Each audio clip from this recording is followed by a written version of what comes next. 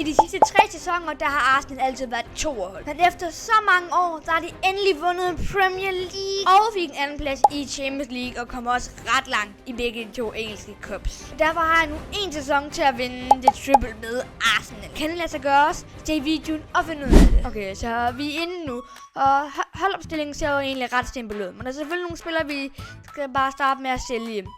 Der er blandt andet ham her, Martin Ødegaard. Han skal bare sælges, for vi kommer til at købe en ny offensiv midtbane. Og der føler jeg, at Esse er bedre som backup. Og så er det selvfølgelig Raja, han er bare dominerende.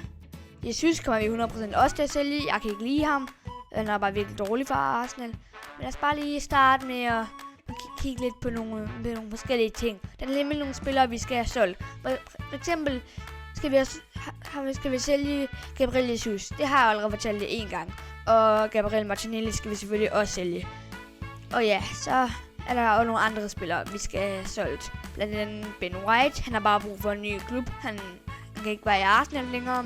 Vi skal have en bedre spiller der. Og så også Victor Gyökeres. Ham skal vi have så solgt. Og så sælger vi også Leonardo Trossard. Altså, der er bare så mange andre spillere, der er meget bedre end ham. Og så er han også 31 år gammel. Er der så Martin Ødegaard. 72 millioner kan vi alligevel få for ham. Det sagde min en slat penge. Arsenal legende, men hvis det er mig, han bliver træner, så kommer vi til at sælge ham. Han har ikke spillet godt på det sidste. Så vi får ham til transferlisten nu. Så er der en mere, vi også skal have solgt. Victor Gyökeres. Man tænker simpelthen for meget på sit hold, og for meget på sit hår om for lidt på fodbold. Han skal også bare væk med det samme. Men jeg har allerede været inde og kigge på nogle transfers. Det er alle dem, vi kommer til at købe. Højst sandsynligt. Håber jeg har råd til dem. Men vi starter bare med Hinkepie. 49,400 millioner vil jeg gerne have for ham. Det er helt fin pris for mig. Jeg regner med omkring 50 millioner euro, så det er fint. Lad os se. 49, så bare kommer 800 ting, når vi starter med at byde. Bare 22 mil så. 22,7. Det er fint. Det er okay. Nej, vi gider helt ikke nogen frihedsklausul, så det har jeg da også helt fint med. Bring de der 81.000 i løn foran lige nu. Måske 95.000 vil ikke være meget fint. Jeg håber jeg virkelig. Please, jeg går nok, hvis du kan sige ja. Og han siger ja. Og det første transfer kommer an lige der. Første transfer, hvor det er mig, der er træner. Han kommer gående lige der. Det er den dårlige cutscene. Den cutscene for alle de dårlige, hvor Michael Tete bare står og snakker i telefon og alt muligt. Jeg synes, dårlig stil. Men han snakker ikke i telefon. Han scammer bare. Michael Tete, han scammer. Det var bare sin baggrund, han var inde på. Han ikke engang sige hej til sine spillere. Det er vildt dårlig stil af Michael Tete. Altså, nu er jeg Manchester United-fan, så nu kan jeg godt stå bare og læse Arteta ned. Men der står han sammen med Pietro. Han kapi Leonardo Trossard plus 22,700 millioner. Og så skifter han til Arsenal FC. Efter han var på lån hos dem. Det lyder meget professionelt. 83 rated, det er helt fint. Han er jo kun 24 år gammel eller sådan noget. Og den næste, vi kommer til at købe, det bliver 23-årige Morgan Rogers fra Aston Villa. En direkte rival. 58,800.000. Det er vel en rigtig fin pris for ham. Så kunne vi ikke lige sådan byde måske Martin Ødegaard? Bare Martin Ødegaard for Morgan Rogers. Så det er ikke fint. Det er helt fint. Det er gavner over begge to. Vi gider ikke Martin Ødegaard. Vi vil gerne have Morgan Rogers. Men de vil jo gerne have Martin Ødegaard. Og det er meget, der kan finde ud af snart. Please siger han også gerne til Arsenal. Altså, hvem vil til Arsenal?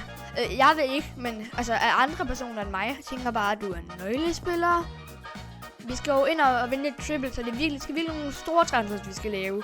Så Morgan Rogers til os, det er en rigtig fin transfer. Han er i hvert fald noget bedre end Esse, og jeg vil også sige, at han er bedre end Martin Ødegaard. Både i virkeligheden, men også i FIFA. I FIFA, der er Martin Ødegaard nok bedre, men jeg er ligeglad. Vi skal nemlig have Morgan Rogers, og der skifter han til os. Og det hele det lækkede lige, men vi er i gang igen, og der kommer Rogers ind. Et rigtig, rigtig godt transfer fra Arsenal. Han kommer direkte ind i starten, hvor han også skal være med til at vinde et triple med Arsenal. Bare Morgan Rogers og Martin Ødegaard bytter han, og skifter han til os. Næste vi kommer til at købe, det er Julian Alvarez. Barcelona, de kunne jo ikke få lov til at få ham alt det der beef der, men det kan vi. Ligger også noget med, at de har kigget lidt på Julian Alvarez i virkeligheden, eller det er bare mig, der er helt væk. Jeg prøver i hvert fald at købe ham her i spillet. Men vi giver Victor Gyökeres og lige et par millioner for ham. Det var 111,900 mil, rigtigt. Fjern lige 500.000 der. Kunne vi lidt... det er simpelthen for svært at regne... det er virkelig svært at regnestykke det her. Nu er vi jo 20 mil nede, så... 46,4 plus Victor Gyökeres for Julian Alvarez. Og de blev ikke engang pist. Det var nok det vigtigste for mig, det var, at de ikke ville blive pist. Omkring 53,6. Bare lige for at gå lidt ned. Jeg synes, det var lige lovligt, det du gjorde. Ja. Nu virker det ikke. Ja, måske lige godt på 55. Det er måske også meget fair. Det var et bedre tilbud. Det var det, ja. Tak for ingenting. Han blev kun 86 rated. Ej, jeg troede faktisk, han var højere rated. Jeg skal ikke virke skuffet. Jeg tror, han blev faktisk en rigtig god falsk 9'er. For han kunne trods alt også spille offensiv midtbane. Selvom angriber er hans første position. Selvfølgelig være en nøglespiller, bro. Godt, det havde jeg også håbet på. Selvfølgelig havde jeg det. Jeg håber ikke på det. 5-årig kontrakt. Perfekt. Jeg gider ikke nogen frihedsklausul. Det er meget løn. Jeg hader bonusser, så vi fjerner bonusen. Og så går vi måske lige give ham lidt mere løn. Bare sådan ingenting mere løn. Nej, han vil gerne have 190.000. Så det være det helt fint. Og tredje transfer er i hus. Altså ikke sådan, at han går ind. Han går faktisk ind i et hus. Hvorfor er alting på det? Hvorfor er alting det er så klog? Det burde jeg faktisk virkelig tænke noget mere over. Hvor klog jeg i virkeligheden er. Apropos klog, så er det her i hvert fald et rigtig klog transfer at gøre. Julian Alvarez fra Atletico de Madrid til Arsenal FC. Let's go. Og han får rød løber og det hele. Det er fantastisk. Og står han og træner, og det er godt det der. Og bare løb. Vi træner sammen. Julian Alvarez, nummer 9 på ryggen. Max klar til at komme ind på Arsenals hold. Der står han i en rigtig flot trøje. En rigtig flot trøje. Gramtrøje. En 55 mil plus Victor Gyökeres var det eneste, han kostede. 86 rated. Selvom jeg troede, han ville være 87 rated. Jeg er meget skuffet. Ej, det er ikke. Og den næste transfer, det er 84 rated Bradley Barcola. 65,900. Det er vildt billigt. Til forhold til, at Barcola er backup i PSG. Jeg tror, det er en rigtig klog transfer. Han har lige vundet Champions League 2 gange i streg. Og han har fået spilletid i begge finalerne. Så jeg tænker det i hvert fald, at vi skal have ham direkte ind på Arsenals hold. Han skal fandme ikke være et dumme PSG-hold. Nå, men I kan få Gabriel Martinelli, tænker jeg. Så går vi lige længere ned i prisen i hvert fald. Jeg ved ikke engang, hvor mange penge vi har, men jeg tænker da, at vi har råd til Bradley Barcola også. Også når vi altid er byttehandler. Jeg tænker 34,900 Gabriel Martinelli. Nej, de vil gerne have Calafiori, og det kan I ikke få. I kan da bare få Benjamin White. Han gider ikke have Benjamin White, altså come on. Det er nok mange klubber, der ikke vil have. Jeg vil i hvert fald ikke have ham som Manchester United-fan. 45, 46, 56, 65. Ja, det afgiver vi det bud der. Ja, tak. Det var lidt dumt at sige ja tak der. Fordi lortet crashede igen. Men vi er på 40 mil nu. 40 mil, ja tak. Og det siger han ja til. Kom nu lidt. 40 mil for Bradley Barcola. Og selvfølgelig også lige Benjamin White. Men han kunne vel lige ikke bruge til noget. Så det er jo bare perfekt, at han har lige taget en tur til PSG og lige ødelægger dem. Og sørger for, at det bliver os, der vinder Champions League. Og ikke dem. Han bliver selvfølgelig nøglespiller. Hvis det er noget på 5 år. Selvfølgelig, bro. Endelig er det en, der gør mig 5 år i Arsenal. Altså, ja tak. Jeg ignorerer forholdsklausul. Hvorfor virker knappen ikke? Tak. 2 års 100 år. For det er virkelig. Han får 110.000 i løn nu. Det er en lidt mindre klub, man skifter til. 130, måske 125. Det kan jeg ikke sige nej til. Og han vil gerne have en engangsbonus, men det har det helt fint med. Og næste transfer er i hus. Det fjerde transfer i hus ud af 5. Højst sandsynligt. Og det er en mand, der har vundet Champions League før. Det er nemlig Bradley Barcola. Hvordan får han den værste scene? Den der dårlige scene der. Hvor at man kan bare scammer. Ej, det synes dårlig stil, det der. Helt seriøst. Nå, men han står i hvert fald der, og han er klar til at komme ind på det her Arsenal-hold. Som nok skal vinde det triple, især med ham her på holdet. Bradley Barcola. 40 mil plus Benjamin White. Ja, tak. Og den næste og sidste transfer er Sandro Tonali. Jeg prøver at sige Sandro Tonali. Det er jo meget svært over for mig at sige. Lad os lige gå over i noget kontrol. Hvor mange penge har vi til overs? Please, siger vi har råd til ham. Jeg synes, jeg går nok, hvis vi ikke har. Jeg krydser tær og fingre. 128 mil. Easy. Ham har vi set med gennem råd til, og det er bare perfekt. Hvad koster han da? Kun 73,900. op til 92. Jamen skal vi nok få købt Sandro Tonali. Så kan han lige komme ind på den der midtbane der. I stedet for, hvem end vi nu har på den midtbane der. Han den Subimendi. Men han skal ingen steder, Subimendi. Nej. Nå. 50, 70, 79, 73, 79. Nu var jeg egentlig, der sidder og tænker og sidder og laver byttehandler. Jeg prøver lige på Martinelli her. Så kunne det egentlig godt være, at det er jo derfor, jeg køber ham. Jeg køber ham, fordi han skal ind i stedet for Subimendi. Vi skal ikke farvel til Subimendi. Jeg skal selvfølgelig ikke farvel til ham, for han skal være backup, men det er med trist. Det går lidt ondt i mit hjerte.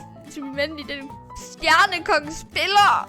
Jeg kan bare sige farvel til, men det er vel fint. Nå, 73,900. Jeg skal prøve at koncentrere mig lidt mere om spillet, og ikke så meget om mine følelser. Altså, come on, bro. Ikke at jeg har følelser for Martin Subimendi, men 170.000 i løn, og roligt nu, basmand. Hvor meget vil du lige have i løn? Hvad med 185? Jeg har nemlig lavet en karriere mod med United, hvor han blev pissed, bare fordi jeg gav ham 165. Men ikke engang var han tilfreds. Tak, bro. 14-14 lukkelås til alle jer derude. Ja, den er nemlig 14-14 lige nu. Og jeg lyver ikke. Og så viser jeg sikkert bare, den har lige skiftet til 14-15. Nå, Sandro Tonali kommer ind ad døren. Ja, tak. Hold kæft, en flot mand. Og så skal han desværre ind med at havne sådan en grim trøje. Det er virkelig ked af, at han skal. Det er lidt kritisk der. Nå, 75 mil, og så skifter Sandro Tonali direkte fra Newcastle United til Arsenal. Og vi får vi en B, og det er jo fantastisk. Og alle transferne er på plads. Så nu er det bare med at gå ind under truppen. Og gå under holdtaktik. Og så har vi i hvert fald Gabriel Jesus. Du skal være fandme ikke være angriber. Det har vi nemlig en med navn Julian Alvarez rigtig gerne ved. Og Morgan Rogers vil selvfølgelig også rigtig gerne komme ind i stedet for Essay. Og hvad næste vi tager, det bliver Barcola i stedet for Martinelli. No hate. Alle er bare afsted til landsholds noget. Når Subimendi kommer ud, og Tonali kommer ind. Alle er bare afsted på landsholdsturen. Det er jo perfekt. Så har vi bare et godt hold. Nu viser det jo bare. Og der Calafiori væk, men og Hincapie kommer ind. Og det er Raya. Din goat. Jeg beklager, Esse, men sådan er det bare. Du kan bare lade være med at brænde i straffespark i Champions League-finalen. Men det her er holdet, vi går ind med en sæson til. Ja, det er sådan, man siger. Lige pludselig så crashede hele mit OBS bare sådan. Lige pludselig lød ingenting. Så derfor så vil jeg lige fortælle jer, hvordan det gik. Normalt hvis jeg skal lave en anden part 2 eller andet, vil jeg gøre det her noget længere end kun de her 14 minutter, som den her video cirka bliver. Men lad os starte med alt det kedelige. Lad os starte med FA Cup. Og i FA Cup nåede vi til runde 5. Vi røg ud mod Bournemouth. Altså. Men Carabao Cup er endnu værre endnu. Det nåede vi til runde 4, og vi røg ud mod Cardiff. Altså, jeg kan simpelthen ikke. Altså, jeg har ikke bygget sådan en vanvittig hold, og købt sådan nogle vanvittige spillere, og så er det bare, de ender på en fucking den plads, de ender på, som ikke. Så er det bare, de røg ud mod Cardiff. Hvad foregår der? Ja. Og så til Premier League. Og det er de selvfølgelig 2 hold, og de ender selvfølgelig under nummer 2. Lige bag ved Manchester City. Hvad jeg foregår for nogle scener lige nu? Hvorfor er det, at Arsenal er så dårlig? Men det vigtigste af det hele, som var den vigtigste ting. Så vi kan selvfølgelig ikke vinde triple, men Champions League. Og der kan fortælle jer, at vi kun nåede til, ja, ottendedelsfinalerne, hvor vi røg ud 5-4 på straffespark samlet, eller 5-4 på straffe, 3-3 samlet mod FC Barcelona. Virkelig fedt. Er jeg skuffet? Jeg er kæmpe skuffet. Altså, jeg har aldrig været så skuffet i mit liv. Det holder var jo bygget til at kunne slå altså Barcelona. Ikke til at kunne være unfavoritter og gå ud og tabe, altså. Jeg har sgu ikke flere kommentarer. Ses.